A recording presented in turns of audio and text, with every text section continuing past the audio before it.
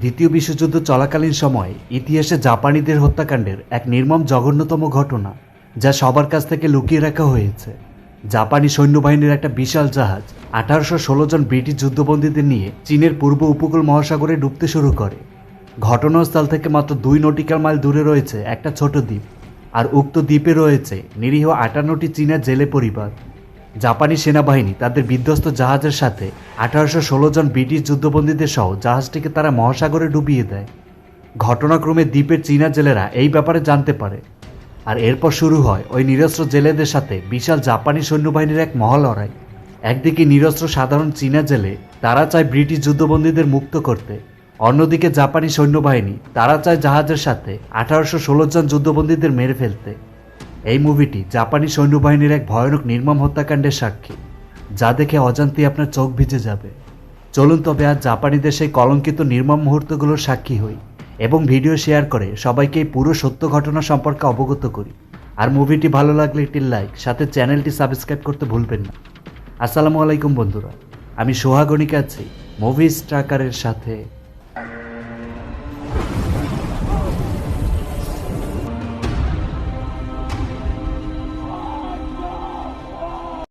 ঘটনা শুরু হয় 1942 সালের 27শে সেপ্টেম্বর।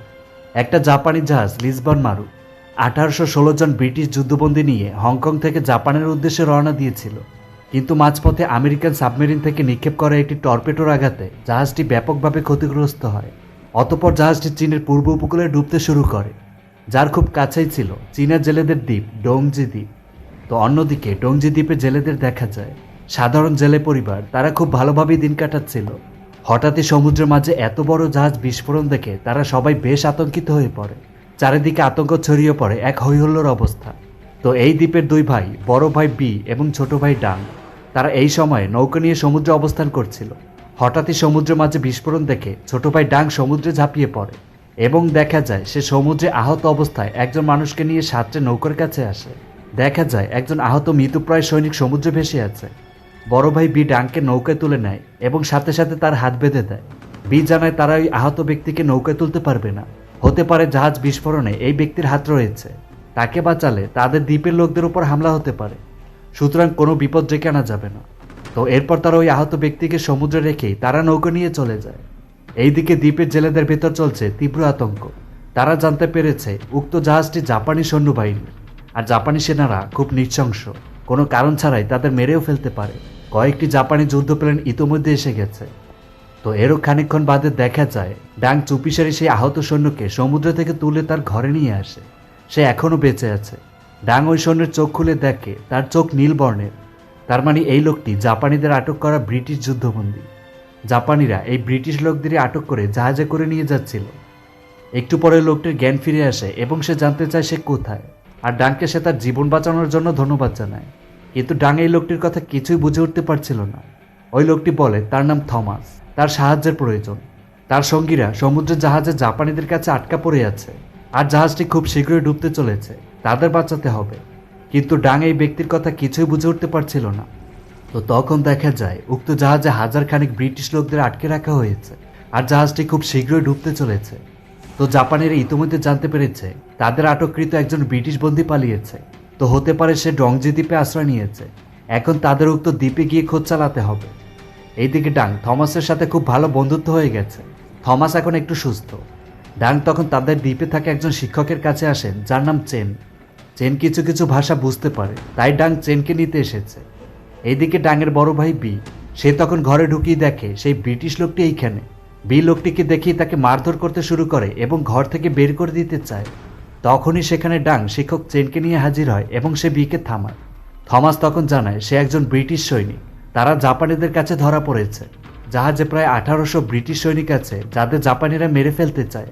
চেন বুঝে যায় এরা হলো ইংল্যান্ডের মিত্র বাহিনী, অর্থাৎ এরা চীনাদের সাথে মিশে জাপানিদের বিরুদ্ধে একসাথে যুদ্ধ করে। কিন্তু এখন তাদের কাছে এই লোকটি একটি বড়সড় বিপদ বয়ে এনেছে। এখন তাকে সবার চোখের আড়ালে লুকিয়ে রাখতে হবে।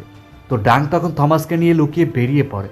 অন্যদিকে বি এইসব কথা শুনতে পেয়ে সে দ্রুত উক্ত দ্বীপের প্রধান ঔদাদুর কাছে চলে আসে এবং জানায় জাপানিরা খুব শীঘ্রই তাদের দ্বীপে চলে আসবে এক ইংরেজ সেনাকে খুঁজতে।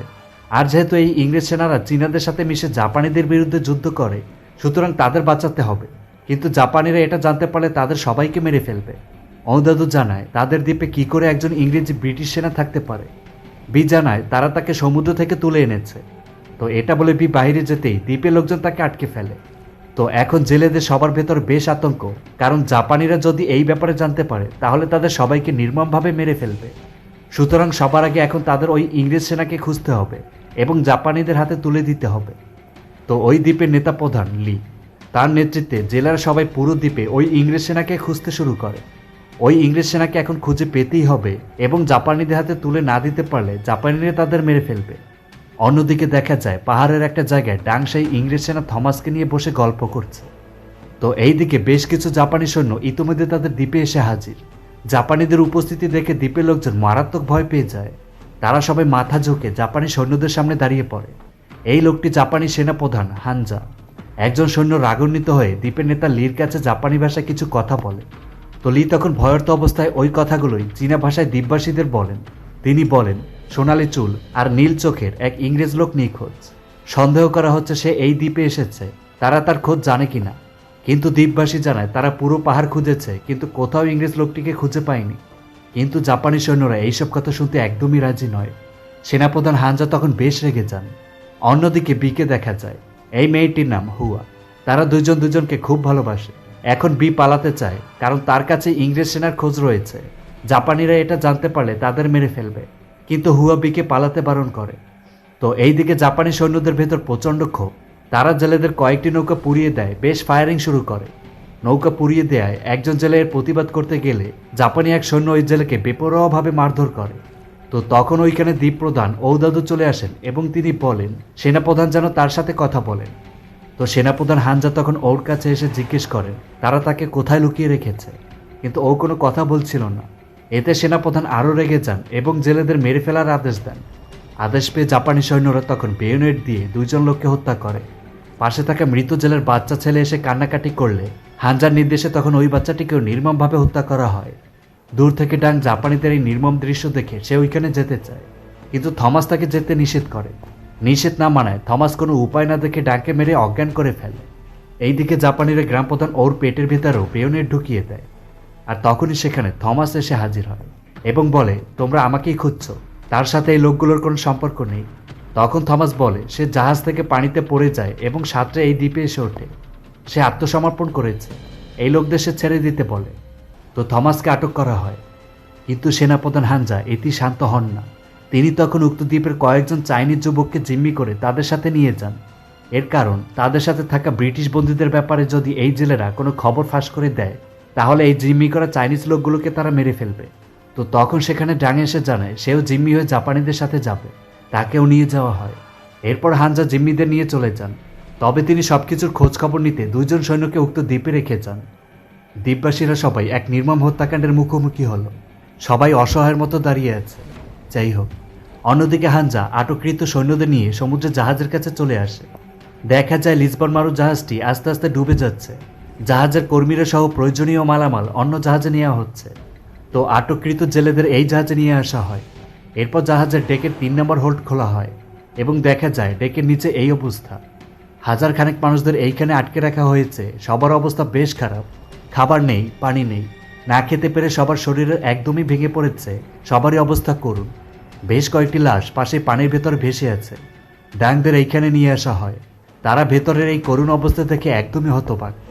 এদিকে উপরে জাপানি সৈন্যবাহিনীর ক্যাপ্টেন নির্দেশ দেন মালামাল অন্য জাহাজে নেওয়া শেষ হলে তারা দ্রুত জাপানে ফিরে যাবে এবং 6 জন আত্মঘাতী সৈনিক এই জাহাজে রেখে যেতে বলেন, যাতে তারা নিশ্চিত হন যে জাহাজ পুরোপুরি ডুবে গেছে, এবং সেই সাথে ডাংজি দ্বীপের সকল লোকদের হত্যা করতে বলেন। এর কারণ এই পুরো বিষয়টা যেন গোপন থাকে, বাহিরে যেন কোনো তথ্য ফাঁস না হয়। ক্যাপ্টেন তখন এও জানান এই জাহাজের সাথে সাথেই যুদ্ধবন্দীরাও ডুবে যাবে, কেউ যেন বাঁচতে না পারে। এই কঠিন সিদ্ধান্ত যেন জাপানের ইতিহাসে এক কালো অধ্যায়। প্রায় 1800 জন ব্রিটিশ সেনাদের সহ জাহাজ তারা ডুবিয়ে দিতে চায়। ক্যাপ্টেনের আদেশ পেয়ে জাপানি সৈন্যরা ডেকের মুখগুলো বন্ধ করে দেয়। ভেতরে তখন দেখা যায় এক করুণ দৃশ্য। তারা সবাই বুঝে যায় এই জাহাজের সাথে তাদেরও ডুবিয়ে দেওয়া হবে। সবাই বের হওয়ার জন্য ছোটাছুটি বেশ চিৎকার শুরু করে দেয়। অবশেষে জাহাজে 6 জন আত্মঘাতী সৈন্য রেখে জাপানিরা স্থান ত্যাগ করে। ভেতরের করুণ অবস্থা দেখা যায়। এখন সবাই একদমই চুপচাপ, সবাই একটা নীরব সঙ্গীত গাইছে। ডাংকে দেখা যায় সে থমাসের কথা ভাবছে। থমাস আর বেঁচে নেই। দেখা যায় থমাসকে তখনই সেনাপ্রধান হানজা নিজ হাতে গলা কেটে হত্যা করেছেন। ডাং এই দৃশ্য তার চোখের সামনে দেখেছে এবং হানজার প্রতি ডাংয়ের তীব্র ক্ষোভ সৃষ্টি হয়। যাই হোক, তো অন্যদিকে ডাংয়ের বড় ভাই বিকে দেখা যায় সে নৌকা নিয়ে ওই ডুবে যাওয়া জাহাজের দিকে যাচ্ছে। কিছুটা দূর গিয়ে বি সমুদ্রের পানিতে ঝাঁপ দেয়। তো এই দিকে জাহাজের ডেকের ভেতর অবস্থা দেখা যায়। সবাই বেশ আতঙ্কিত। একটু পরেই তাদের সহ জাহাজটি ডুবে যাবে, সবারই মৃত্যু নিশ্চিত। তো দেখা যায় পানির তীব্র চাপে 3 নম্বর ডেকের দেয়াল ফাটল ধরে। তীব্র গতিতে পানি ভেতরে ঢুকছে। ভেতরে সবারই হৈহুল্লোর অবস্থা, সবার মাঝে বেঁচে থাকার তীব্র আকাঙ্ক্ষা। পানি আস্তে আস্তে ভেতরে ঢুকে পড়ছে, বের হওয়ার কোনো সুযোগ নেই। ডাংকে দেখা যায় জাহাজের যেখান থেকে ফাটল ধরেছে সেখান থেকে সে প্রচণ্ড পানি চাপ এড়িয়ে কোনোভাবে বাইরে আসতে সক্ষম হয়। এরপর সে আস্তে আস্তে উপরের দিকে উঠছিল, কিন্তু জাহাজের ভেতরে কিছু ভাঙা অংশ তার উপরে এসে পড়ে এবং তার পা আটকে যায়। ডাং সেখান থেকে আর বের হতে পারে না। আর তখনই সেখানে তার বড় ভাই বি চলে আসে এবং তাকে সেখান থেকে উদ্ধার করে একটা জায়গায় নিয়ে আসে। অন্যদিকে ডোংজি দ্বীপে থাকা জাপানি সৈন্যরা শিক্ষক চেনকে বেশ মারধর করেন। এরপর তারা মাইকিং করে পুরো দ্বীপবাসীকে জানিয়ে দেয় যারা জাপানিদের অবাধ্য হবে তার পরিণতি ঠিক এমনই হবে। এরপর দেখা যায় এক করুণ দৃশ্য। চীনের গায়ে পেট্রোল ঢেলে সবার সম্মুখে তার গায়ে আগুন দিয়ে জীবন্ত পুড়িয়ে ফেলা হয়। এই নির্মম দৃশ্য দেখে সবার আত্মা কেঁপে ওঠে। তো এই দিকে বি ছোট ভাই ডাংকে নিয়ে জাহাজের উপরে চলে আসে। জাহাজে 6 জন জাপানি সৈন্য পাহারারত অবস্থায় রয়েছে। বি জাহাজের ভেতর লুকিয়ে ডাংকে নিয়ে এগোচ্ছে, কিন্তু ডাং যেতে রাজি নয়। সে দৌড়ে জাহাজের ডেকের কাছে চলে আসে। এরপর সে ডেকে ঢাকনা খোলার চেষ্টা করে, তবে বি এসে তাকে বাধা দেয়। তাদের এইখান থেকে দ্রুত চলে যেতে হবে। ডাং তখন বলে নিচে হাজার হাজার মানুষ আটকা পড়ে আছে, তাদের বাঁচাতে হবে। এটা শুনে বি আর কিছু বলে না। এরপর তারা দুইজন মিলে জাহাজের ডেকে ঢাকনা খুলে দেয়। বি তখন দেখে ভেতরে হাজার খানেক মানুষ একসাথে জড়ো হয়ে আছে। সবার চোখে বাঁচার জন্য এক করুণ চাহনি। পাশেই বেশ কিছু লাশও ভেসে আছে। এই দৃশ্য দেখে বি একদমই হতবাক। তো এরপর আটককৃত সৈন্যরা দ্রুত উপরে উঠতে শুরু করে। আর হঠাৎই তখন শুরু হয় তীব্র গোলাবর্ষণ। দেখা যায় জাপানি সেনাপ্রধান হানজা চলে যাননি, তিনি সৈন্যবাহিনী নিয়ে বন্দীদের উপর ঝাঁপিয়ে পড়েন। তীব্র গোলাগুলি চলছে। বিকে এক জাপানি সৈন্য পেছন থেকে গলা চেপে ধরে। ডাংকে দেখা যায় সে উপরে হানজার সামনে চলে আসে। তার চোখ মুখে হানজার প্রতি তীব্র ক্ষোভ আর ঘৃণা। এরপর সে দৌড়ে সরাসরি সেনাপ্রধান হানজার উপর আক্রমণ করে। তবে হানজার ছোড়া বন্দুকের বেশ কয়েকটি গুলি গিয়ে ডাংয়ের বুক বরাবর লেগে যায়। তবে ডাং থামে না। ছুরি দিয়ে বেশ কয়েকবার আঘাত করে হানজাকে সে মেরে ফেলে। বি দূর থেকে ভাইয়ের এমন রাগ আর ক্ষোভ দেখে একদমই হতবাক হয়ে তাকিয়ে থাকে। এরপর দেখা যায় কয়েকজন সৈন্যসহ বি ডাংকে নিয়ে 7টা দ্বীপে এসে পৌঁছায়। তবে ততক্ষণে ডাং আর বেঁচে নেই, সে মারা যায়। বি ভাইয়ের মৃত্যুতে ঠিক থাকতে পারে না, সে বেশ কান্না করে। অন্যদিকে দেখা যায় দ্বীপে থাকা জাপানি সৈন্যদের কাছে সংবাদ আসে জাপানিদের এই নির্মম কাজ যেন ফাঁস না হয়, সেজন্য তারা পুরো দ্বীপ নিশ্চিহ্ন করে দেবে। 4 ঘন্টার ভেতরে আরও সৈন্য নিয়ে জাপানের উক্ত দ্বীপে এসে পৌঁছাবে। সুতরাং ততক্ষণে যেন কোনো জেলে দ্বীপের বাইরে যেতে না পারে। তখন দেখা যায় বি একাই দ্বীপে থাকা জাপানি সৈন্য ক্যাম্পে ঢুকে পড়ে এবং সে এক এক করে সবগুলো সৈন্যকে মেরে ফেলে। এরপর দ্বীপপ্রধান লির কাছে এসে বি জাপানিদের পাঠানো তথ্য দেখায়। তখন সবাই জানতে পারে জাপানিরা তাদের সবাইকে মেরে ফেলতে খুব শীঘ্রই উক্ত দ্বীপে আসছে। এই জাপানিদের হাত থেকে বাঁচা তাদের পক্ষে মোটেও সহজ নয়। বি তাদের সবাইকে বলে তারা যদি বাঁচতে চায় তাহলে যেন পালিয়ে যায়, আর পালানোর পথটা হুয়ার জানার আছে। সে সবাইকে নিয়ে পালাতে পারবে, যতদূর সম্ভব সবাই পালিয়ে যাও। এটা বলে সে বেরিয়ে পড়ে। এখন সে ওই বিধ্বস্ত জাহাজে যাবে, বাকি বন্দীদের সে উদ্ধার করবে। এটা বলে সে বেরিয়ে পড়ে। তো এরপর দেখা যায় বি একাই একটা নৌকো নিয়ে সমুদ্রে নেমে পড়ে। তার ছোট ভাইয়ের কথা সে রাখবে, ওই বন্দীদের সে উদ্ধার করবে। বি বেশ খানিকক্ষণ নৌকা চালিয়ে জাহাজের অনেকটা কাছাকাছি চলে আসে। দেখা যায় জাহাজ এখনও অর্ধডুবি অবস্থায় রয়েছে। তো বি সমুদ্রে ঝাঁপ দেয়। এরপর সে সাঁতার কেটে জাহাজের কাছে চলে আসে। ডেকের একটা অংশ পুরোপুরি পানিতে ডুবে গেছে। বি ওই ডেকে ঢাকনা খুললে দেখা যায় ওই ডেকের ভেতরে যারা ছিল সবাই মারা গেছে, কেউ বেঁচে নেই। মৃতদেহগুলো পানিতে ভেসে আছে। এরপর বি জাহাজের উপরে চলে আসে এবং কয়েকজন জাপানি সৈন্যকে ঘায়েল করে দ্বিতীয় ডেকের ঢাকনা খুলে দেয়। ভেতরে থাকা সকল ব্রিটিশ বন্দীরা দ্রুত বেরিয়ে পড়ে। তবে তখনও কয়েকজন জাপানি সৈন্য জাহাজে ছিল। তারা বন্দীদের দেখে ফেলে এবং তাদের লক্ষ্য করে ফায়ারিং চালায়। তবে বি এবং বন্দীরা চতুরতার সাথে বাকি জাপানি সৈন্যদের ঘায়েল করে ফেলে এবং জাহাজ তাদের নিয়ন্ত্রণে নিয়ে নেয়। যারা বেঁচে আছে তারা সবাই আনন্দ উল্লাসে মেতে ওঠে, সবাই এখন স্বাধীন। কিন্তু হঠাৎই তখন একটা গুলির শব্দ শোনা যায়। একজন সৈনিকের গায়ে গুলি লাগে। সমুদ্রে তাকালে দেখা যায় 2টা বোর্ডে বেশ কিছু জাপানি সৈন্য জাহাজের কাছে চলে এসেছে। তারা অনবরত গুলি চালাচ্ছে, মিসাইল ছোড়া হয়। ব্রিটিশ সৈন্যদের কাছে কয়েকটি বন্দুক থাকায় তারাও গুলি চালাচ্ছে। বীর অবস্থা ভালো না, সে আহত। জাপানি সৈন্যরা নৃশংসভাবে মানুষ মারছে, সবাই একদমই কোণঠাসা হয়ে পড়ে। তো সবাই তখন পানিতে ঝাঁপ দেয়। জাপানির 2টা বোর্ডে সৈন্যরা গুলি চালিয়ে এগোচ্ছে। বি তখন পানিতে ডুব দেয়। জাপানি বোর্ডের পাখার সাথে একটা কাপড় আটকে দেয়, যার ফলে বোট থেমে যায় আর এগোতে পারে না। আর এই সুযোগে পানিতে থাকা সৈন্যরা বোর্ডের কাছে এসে বোট উল্টে দেয়। পরপর 2টা বোর্ডই বীর চতুরতার সাথে থামিয়ে দেয় এবং জাপানি সকল সৈন্যদের তারা মেরে ফেলে। কেউ আহত, কেউ আবার অচেতন অবস্থায়। এখন তাদের তীরে ফিরতেই হবে, কিন্তু এই অবস্থায় তাদের ফেরাটা বেশ কঠিন কাজ। জাহাজ এবার পুরোপুরি ডুবতে শুরু করেছে। তো তখনই সবাই দেখে দূর থেকে বেশ কিছু নৌকো নিয়ে জেলে দ্বীপ থেকে লোকজন তাদের দিকে আসছে। দেখা যায় জেলেরা তাদের সকল নৌকো নিয়ে ব্রিটিশ সৈন্যদের বাঁচাতে এগিয়ে যাচ্ছে। তাদের নেতৃত্ব দিচ্ছে হুয়া। জেলেদের দেখে ব্রিটিশ সৈন্যরা এবার বেঁচে থাকার আশা খুঁজে পায়। তারা সবাই এইবার বেশ খুশি। সবাই সাঁতরে জেলে নৌকার দিকে এগোচ্ছে। জেলে নৌকা থেকে জাল ফেলা হয়। সৈনিকরা সবাই জাল ধরে নৌকায় উঠছে। আহত সৈন্যদের উঠানো হচ্ছে। তখনই জাহাজটি মাঝ বরাবর ভেঙে যায়। এতে করে সমুদ্রে তীব্র স্রোতের সৃষ্টি হয়। সৈন্যরা সবাই দ্রুত সাঁতরাচ্ছে। স্রোতের আগেই তাদের নৌকায় উঠতে হবে, না হলে স্রোতের নিচে পড়ে সবাই মারা পড়বে। এক টান টান উত্তেজনা। তো এই ভেবে বেশ সময় ধরে সৈন্যরা সাঁতরাচ্ছে। বি বেশ আহত, তবুও সে সৈন্যদের বাঁচাতে প্রাণপণ চেষ্টা চালাচ্ছে। তবে এক পর্যায়ে বি আর ঠিক থাকতে পারে না, সে ক্লান্ত হয়ে পানির নিচে ডুবে যায়। অন্যদিকে জাপানি জাহাজ থেকে বলা হয় বিপুল সংখ্যক চীনা জেলেদের উপস্থিতির কারণে সমুদ্রে এখন তারা গুলি চালাতে পারবে না, কারণ এতে করে আন্তর্জাতিক স্তরে নেতিবাচক প্রতিক্রিয়া হতে পারে।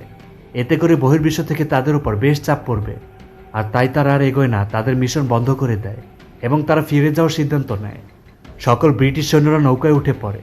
হুয়া সমুদ্রে বিকে খুঁজে চলেছে, কিন্তু বিকে কোথাও কেউ খুঁজে পায় না।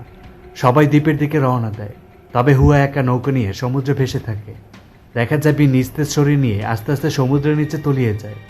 বি আর ডাঙের আত্মত্যাগের বিনিময়ে বেঁচে যায় প্রায় 3 শতাধিক ব্রিটিশ সৈন্যের জীবন। ব্রিটিশ সৈন্যদের সবাইকে দ্বীপে নিয়ে আসা হয়।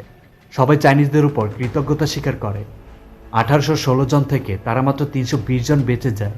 এই ঘটনা ইতিহাসে জার্মানিদের এক জঘন্যতম ঘটনা, যা আজও ব্রিটিশ ও চাইনিজদের মনে দাগ কেটে আছে। তো এইখানেই শেষ হয় আজকের মুভিটি কেমন লাগলো আপনাদের কাছে কমেন্টে জানিয়ে দিন। আর ভালো লাগলে একটি লাইক, সাথে চ্যানেলটি সাবস্ক্রাইব করতে ভুলবেন না। তারপর কেমন আছেন সবাই? খুব ভালো, তাই না? কথা হবে সামনের ভিডিওতে, যা খুব শীঘ্রই আসতে চলেছে। ততদিন সবাই ভালো থাকবেন, সুস্থ থাকবেন। আজ এ পর্যন্তই। আল্লাহ হাফেজ।